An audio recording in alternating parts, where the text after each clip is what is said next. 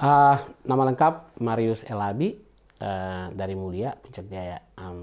Terus kemarin kuliah di apa itu Waikato University kayak begitu di Hamilton. Hamilton. Sederhana saja.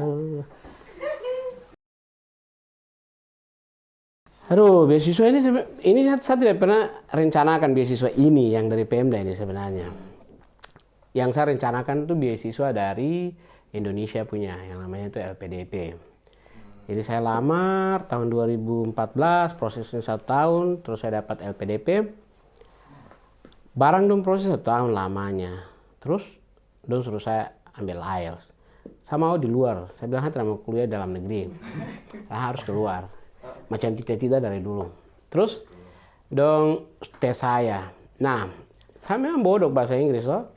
Saya dulu tuh lihat-lihat ini, baca-baca, lihat di TV itu saya belajar. Saya tidak pernah datang kursus ke apa begitu, tidak pernah sama sekali. Jadi apa namanya kurs orang teman-teman yang kursus apa, dong langsung dapat beasiswa LPDP, langsung dong ikuti pathway atau dong ikut langsung kuliah. Tapi saya karena memang tidak tahu, jadi saya berusaha sampai ambil IELTS. Tidak tahu model IELTS itu bentuknya bagaimana, tidak tahu sama sekali. Tes begini dapat 5. Tapi Pemda dong bilang ada beberapa yang dapat 5,5, dong langsung kirim untuk pathway ke beberapa uni di UK atau di Australia. Tapi saya waktu itu dapat 5, jadi bilang aku kembali lagi ambil yang 5,5 kah begitu.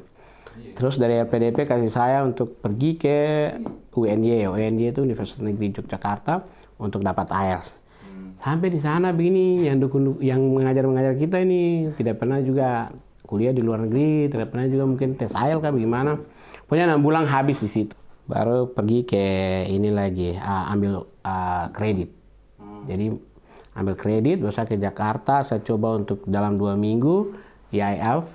Tapi ya barang itu naik 0,5 di IELTS itu setengah mati memang. Ya sudah tidak dapat, pulang lagi, baru saya ketemu dengan Pak Gub. Nah, cerita ketemu, baru langsung kontak-kontak, saya mau sekolah. Terus dia bilang, iyo, malam-malam tuh dia sampai jam 12 malam, baru mau apa? Kan saya paling tidak jarang ketemu beliau, toh, jadi menghindar. Tapi hari itu kenapa ya? Karena saya sumentok, toh, sudah tidak ada jalan, jadi ketemu dia, beliau langsung bilang, aduh, saya ini mau sekolah ini. Saya bilang, ya sudah. Saat itu ada Ibu Dina, jadi langsung beliau bilang, Dina, kau tolong urus manusia ini kemana kah? Gitu. Iya, jadi akhirnya sudah. Saya langsung besoknya di SMS. Saya bilang, kakak mau berangkat kira-kira kapan? Saya bilang, aduh, yang secepatnya besok, kalau jalan saya jalan. Terus sudah jalan. Pas kebetulan datang ke New Zealand punya gelombang kedua kan 2016. Jadi saya bilang, oh sudah ikut. Ya langsung dong ikut sertakan saya dalam ini perjalanan itu umroh ke apa itu. Jadi saya ikut situ, saya datang sampai di sini. Itu terus masuk ke IPU, belajar bahasa, terus saya butuh S2, jadi harus IELTS. Ini saya di situ 1 tahun lebih TOEIC. Dapat nilai TOEIC, lamar minum lah, kita tidak butuh nilai TOEIC, harus ada IELTS. Aduh, setengah mati, 1 tahun lebih habis. Datang ke kota, belajar itu, setelah itu tes, dapat IELTS yang cukup, cari-cari kampus. Saya lamar di Waikato dan sini, di Otago.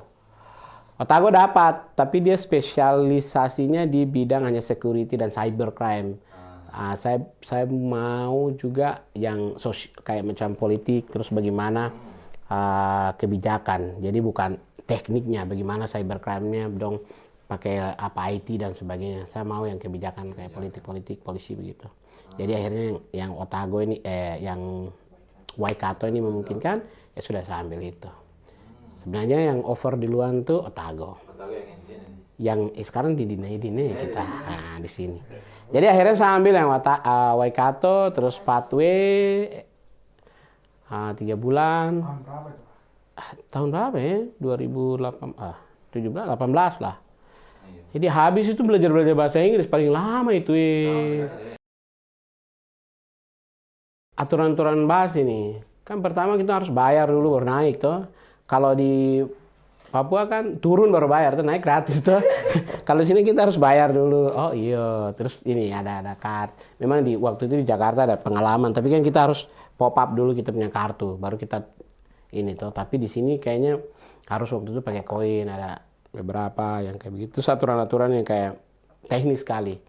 Jadi teknis-teknis itu kan kita beda sekali tuh. Menyeberang kadang, terus di mana ingat ya selesai di situ. Tapi di sini harus di penyeberangan karena kalau tidak nanti ada ya kadang nakal-nakal seberang sembarang, tapi ya kecelakaan kita yang dapat denda, terus hal-hal yang iya mungkin begitu saja, terus tertib bersih jadi macam malu sendiri. Buang sampah tuh aduh malu sendiri begitu, orang lain semua lihat. Jadi dulu waktu saya belum datang ke luar itu saya pikir negara maju tuh mereka bangun segala sesuatu tuh dengan konkret begitu toh, semuanya apa begitu permanen, kalau tidak dengan baja atau apa semen begitu. Pas datang ini kayu-kayu, udah bangun dengan kayu, pagar kayu, jalan semua macam jalan walkway gitu kan, nih kerikil tuh. Ini negara maju. Saya cek lagi, ini betul negara maju kan. Kita di sana berusaha untuk bangun tembok terus toh, baru bilang ini maju begitu. Ini oh ini bagus, ini modern. Di sini tidak. Dia punya kualitas, dia punya itu, walaupun kayu dia bisa bertahan berapa puluh tahun. Contoh, di Papua kita bangun, kita bikin ayunan toh, berusaha kasih naik tembok, baja, atau pakai besi toh, baru bikin ayunan. Kayu banyak, kita bilang, kayu itu nanti lapuk besok. Ternyata di sini bikin kayu berpuluh-puluh tahun ini. Ya kan, negara maju ini dong, punya cara berpikir, cara mengelola itu. Oke, Pak, beda. Jadi bukan infrastruktur, banyak jalannya, banyak mobilnya, banyak jalannya, banyak bangunan gedung-gedung yang tinggi, bukan, tapi kualitas manusianya itu yang membuat negara itu menjadi negara maju. Terus kesadaran nilai sosial, moralnya, respect orang dan sebagainya, itu yang membuat negara menjadi maju. Terus bagaimana mengontrol ekonomi, pangsa pasar dan sebagainya, itu yang membuat negara maju, bukan infrastruktur. Jadi kalau di Papua bangun-bangun banyak juga, kalau anak-anak manusianya masih bodoh-bodoh, ya kita tetap masih belum maju, masih bodoh gitu. Kualitas manusianya harus itu yang kesan-kesan yang lihat-lihat begitu.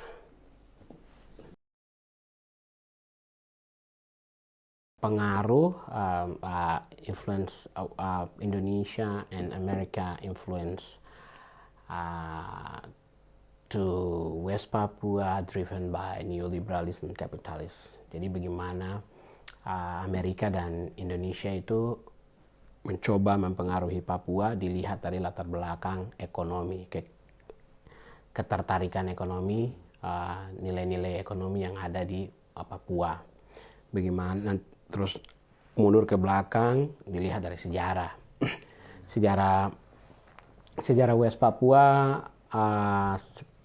bisa integrasi ke Indonesia itu seperti apa? Apakah Amerika juga ikut andil waktu pindah Papua masuk ke Indonesia atau tidak? Terus kalau iyo, apa faktor-faktor apa yang membuat itu? Jadi coba untuk belajar, untuk lihat, jadi ternyata faktor-faktor itu saya lebih fokus kepada ekonomi. Jadi bidang ekonomi yang mempengaruhi. Kenapa? Karena kapitalis dan liberalisme itu kan menitik beratkan kepada kebebasan. Terus kapitalis kan lihat potensi-potensi apa saja yang ada di Papua saat itu. Nah kebetulan Papua kan kaya dengan kekayaan alam, natural resources itu yang saya coba untuk lihat bagaimana perjanjian New York itu terjadi, bagaimana Privat McMoran beroperasi di Papua, bagaimana BP juga, bagaimana investasi dari New Zealand atau British Petroleum BP, dalam hal ini pemerintah Inggris juga, terus Amerika juga. Hal kepentingan Indonesia di Papua juga seperti apa waktu itu Soekarno. Ini BP yang ini, BP yang depan ini? Ya, BP yang kalian lihat di sini. Itu kan produksinya di BP Tangguh, toh? Saya kira BP ini BP apa? British Petroleum, BP ini yang kamu biasa ambil kopi, beli itu, nah itu sudah. Itu, terus ada Caltex ya. Nah, jadi itu sudah bagaimana pengaruh kepentingan itu ada di Papua sampai Papua tuh bisa ada di bawah kontrolnya di bawah pemerintah, menjadi salah satu provinsi Indonesia. Jadi itu yang coba dilihat. Tesis saya membuktikan bahwa itu betulkah tidak? Memang betulkah tidak pernah terjadi kepentingan ekonomi terhadap Papua sehingga Papua masuk ke Indonesia. Dan dilihatnya memang iya waktu itu kepentingan politik, kepentingan ekonomi, kepentingan ideologi atas Amerika terhadap wilayah Pasifik setelah Perang Dunia Kedua. Bagaimana ideologi demokrasi itu bisa tertanam di negara-negara Pasifik. Untuk melindungi sekutunya Amerika itu Australia dan New Zealand ini. Nah, menjadi pagar atau pembatas itu kan harus ada negara terdepan. Nah, waktu itu pengaruh komunis sudah turun ke Kamboja, terus turun ke Vietnam, mau masuk ke Thailand. Nah, bagaimana cara untuk membatasi itu? Inggris sudah ada di Malaysia waktu itu. Malaysia dan Singapura, dan Belanda sudah ada di Indonesia. Nah, bagaimana menjadi negara ini dijadikan satu untuk menjadi sekutunya Indonesia, sekutunya Amerika. Demokrasi itu harus diterapkan sehingga Indonesia didukung untuk mendapatkan kemerdekaan dengan pasukan sekutu yang berperang dengan Jepang, keluarkan jalur Indonesia merdeka. Ya, yang waktu itu MacArthur dan sebagainya, BSP Biak itulah dia harus ambil alih sehingga negara terdepan untuk menjaga demokrasi itu ya menjadi Indonesia, sehingga Amerika juga menolong untuk mengamankan daerah Pasifik, negara-negara Pasifik, dan juga terutama alliance-nya dia tuh Australia dan New Zealand.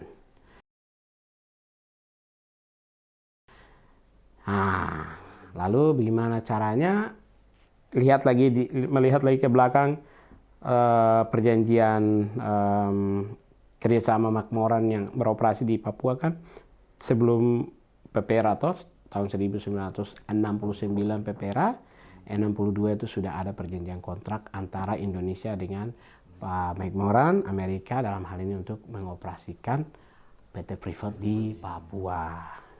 Lalu ada BP itu dan sebagainya. Jadi sekarang ini ada banyak lagi. Ada PetroChina yang sudah masuk di Tangguh, terus ada lagi Sinarmas, lalu ada lagi Petron dari Malaysia yang menanamkan modalnya di kelapa sawit. Kalau kalian tahu ada biogas,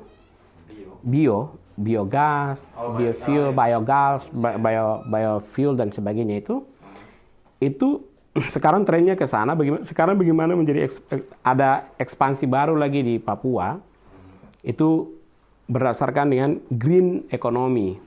Jadi dengan green economy itu munculnya biofuel, apapun lah itu. Ya, sekarang sudah terapkan. Itu bagaimana minyak kelapa sawit itu disuntikan ke fuel yang ada atau gas atau apapun yang ada. Dan dia digunakan di mobil. Nanti mobil dia produksi ada bio toh. Nah, produksi yang untuk bio, campuran bio itu hanya didatangkan dari kelapa sawit. Dan kelapa sawit adalah Indonesia produser pertama. Nah, di mana diproduksi? Itu dong habiskan semua lahan-lahan di Merauke itu sekian ribu hektar sekarang habis itu untuk suntik bioenerginya di seluruh dunia. Kak, itu yang Pertamina tuh yang bionya ada yang kayak Pertalite yang warna hijau itu. Pertalite atau kalian ke BBC nanti dia ada bio. Atau naik pesawat nanti dia ada kasih logo bio. Itu campuran dari kamu punya kelapa sawit Papua itu sudah dong campur-campur situ. Jadi ya itulah. Jadi sehingga ekspansi terus terjadi. Kamu pernah nonton film Mahuse? Coba nonton film Mahuse. Nanti kamu tahu banyak tentang bagaimana tanah-tanah adat Papua diambil alih untuk dibebaskan menjadi lahan kelapa sawit. Apakah penanaman modal dari Korea, penanaman modal dari Malaysia, ataupun Indonesia sendiri. Itu ekspansi baru yang terang saja. Selain daripada diawali dengan PT Freeport Memorand, Beatrice Petroleum Tangguh dan seterusnya. Konsep yang sama yang tadi. Konsepnya tetap kapitalis, tetap neolibeраlis. Ya bagaimana potensi-potensi ekonomi itu bisa mendatangkan keuntungan bagi negara-negara yang pemilik modalnya baik. Ya termasuk negara yang kita sekolah sini juga, ya. Dia pernah ada superannuation investment di PT Freeport Indonesia. Tapi, ya jadi begini, kalau Bapak lihat, kalau Bapak lihat ini orang tua ini kan dapat pensiunan toh, ada mobil bagus, rumah bagus, itu investment hari tua, itu mereka invest ke PT Freeport Indonesia. KiwiSaver kan? KiwiSaver itu juga masuk ke dalam situ. Nanti uang yang mereka selesai pensiun dapat uang miliaran, triliunan lah kalau kita rupiahkan. Itu datangkan dari itu sudah namanya superannuation. Itu investmentnya dimasukkan ke PT Freeport, dia masuk ke Rio Tinto. Rio Tinto itu antara perusahaan Amerika, Inggris pemiliknya. Australia juga, termasuk negaranya juga invest di situ. Tapi negara ini, New Zealand sudah menarik investment itu tahun negara New Zealand, Swiss kalau tidak salah, dan Georgia kalau tidak salah, itu mereka tarik investmentnya, alasannya karena environmental problem. Ya, jadi untuk beberapa tahun yang lalu saja, tidak lama mereka tarik investmentnya. Tapi yang lain-lain mereka tetap. Nah itu, jadi tesis saya tentang itu, lihat bagaimana masalah itu terjadi, apakah ada ketertarikan ekonomi terhadap Papua kah atau tidak kah? Waktu itu kenapa mereka influence ke perjanjian New York? Bagaimana Amerika dukung Indonesia untuk mengambil alih Papua untuk menjadi bagian dari salah satu provinsi di Indonesia. Nah, ya begitu. Jadi Soekarno kan temannya siapa nih? Kennedy toh, dulu kan konco. Oh, iya tah. Nah, makanya dia baku tanya situlah.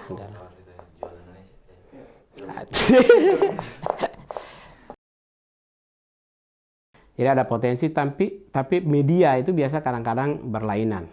Jadi kita orang dari Jawa atau orang dari luar tuh menganggap ini media yang cocok atau tepat untuk mengembangkan anak Papua, tapi anak Papua merasa itu bukan media yang tepat untuk mengembangkan kita. Orang Papua kebanyakan melihat buku bawa mobil apa, lihat asal coba. Bisa, tapi kalau ke Jawa, kok tidak bisa begitu. Dong suruh kau baca beli HP saja contoh, beli HP buka nanti dunia petunjuk tuh. Oh, cas dulu, baru nanti ini ikuti sesuai dengan itu. Orang Papua tidak, buka. Kita dipudus di mana? Tinggal tekan. Wah, ini sudah tekan, baru nanti buka. Oh, begini. Oh, sudah pakai. Jadi beda. Orang Papua dengan orang-orang Jawa, orang-orang dari Indonesia bagian barat itu memang beda. Metodenya beda. Tidak bisa seperti itu. Jadi ya, harapan saya orang-orang anak-anak Papua semakin tahu, pulang kasih pendekatan yang berbeda supaya anak-anak Papua itu tahu dan dapat dengan konteks yang cepat dan mereka bisa berkembang dengan cepat. Macam kita kan kalau di Papua dulu anak Papua yang kuliah di luar negeri, kalau di Papua saja bahasa Inggrisnya mungkin susah, gitu ya. Pergi kursus juga begitu-begitu saja mungkin, tidak maju-maju kayak saya dulu tuh saya cerita tadi.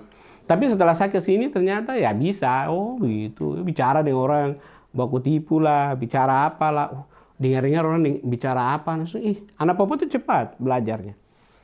Daripada masuk baru grammarnya begini, besok lupa lagi grammar apa ya?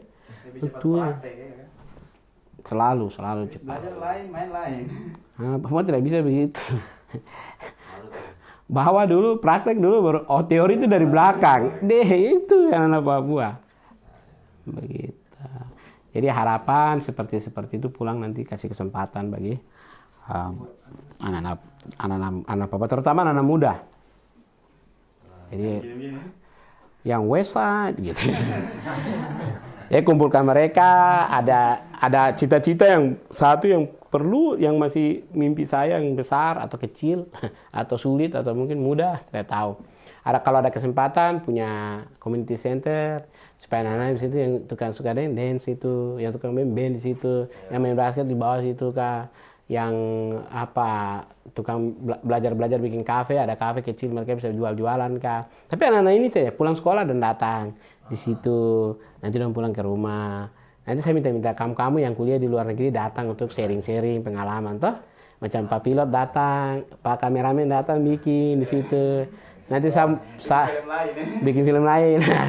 Nanti saya minta di kampus itu saya akan kirim brosur untuk mereka volunteer begitu kah. Kalau Samer datang ke Wamena kah atau di Jayapura kah. Ada pikirannya dua, di Wamena atau Jayapura.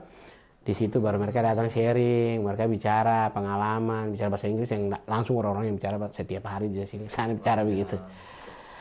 Terus kamu yang biasa sharing-sharing setiap hari pakai bahasa Inggris ini belajar pergi bicara-bicara dong dengan adik-adik orang supaya dong punya mimpi agak besar toh. Nah, kita sampai di sini mungkin dong besok bikin nuklir kah. Kita baru-baru bikin tulis-tulis saya mungkin begitu. Begitu. No, haleluya. Yo, kamu ini sudah kamu ini sudah. Pulang sudah ya. Kamu pulang sudah cepat-cepat selesai, baru pulang gitu. Tapi yang bagus itu begini, apa yang kalian coba, pernah mimpikan, pernah coba itu bikin. Sampai dapatkan apa yang kamu cita-citakan. Apalagi orang-orang tua sudah kasih ini toh, harapan kepada kita. Sedikit lagi, datang sedikit lagi baru. Mau ya habis-habis tidak selesai kan sayang toh. Kasih habis sudah sekaligus begitu. Kasih habis, kok belajar mati. Gitu. Tapi ingat, hidup itu tidak bisa hanya satu sisi saja, harus balance. Jadi manusia kan diciptakannya sempurna toh, ada rohaninya, ada fisiknya, ada emosinya, ada psikologisnya. Jadi kalau kita develop yang satu saja, nanti dia develop well, tapi yang lain tuh jadi lemah, susah. Jadi harus berkembang. Nanti kok pintar tapi sakit jiwa kan tidak bagus tuh. Kok kurung diri, pintar kok pembayangan jalan, tapi kok hanya gunakan kepintaran itu saya untuk menghayal, tidak bagus. Jadi harus sosialisasi juga bagus, harus datang main dengan teman itu juga harus peduli. Kan itu muncul dari kita bermain dengan teman, peduli, kasih, take and give, itu kan dari situ. Tidak bisa kok diam hanya kampus, pulang ke ini rumah, terus kau mengembangkan social life-nya. Tidak mungkin. Terus jangan lupa social life terus, baru tugas-tugas yang lupa. Itu Bapak angkat koper pulang besok, bos. Ya social life-nya juga ada, belajar juga tahu prioritas yang mana. Kenali diri sendiri. Jadi saya tahu Adi William punya kelemahan, kekurangan dan kekuatan. Ada yang belajar besok mau ujian, hari ini malam belajar, itu aman, cukup. Ada juga yang 1 minggu sudah siapkan dari awal ya. Ada juga mungkin 1 bulan sudah siap-siap, belajar terus sampai ujian. Kita tidak, ya semua masing-masing. Jadi itu kembangkan diri itu saja. Perkembangan yang masing-masing, tahu diri itu orang bilang. Hari ini saya kan tidak bisa, harus dari 1 tahun belajar, atau saya dari 1 bulan belajar, atau 1 minggu belajar, atau 1 malam saya belajar. Kan bisa. Ada yang begini-begini belajar. Ada yang begini-begini masuk ujian langsung saja jadi, bisa juga. Kalau saya berpikir itu begini, saya berpikir. Saya tuh semakin banyak kau belajar, semakin banyak kau lupa. Sedikit kau belajar, sedikit kau lupa. Tidak belajar tidak ada yang lupa. Tapi jangan lupa, harus belajar.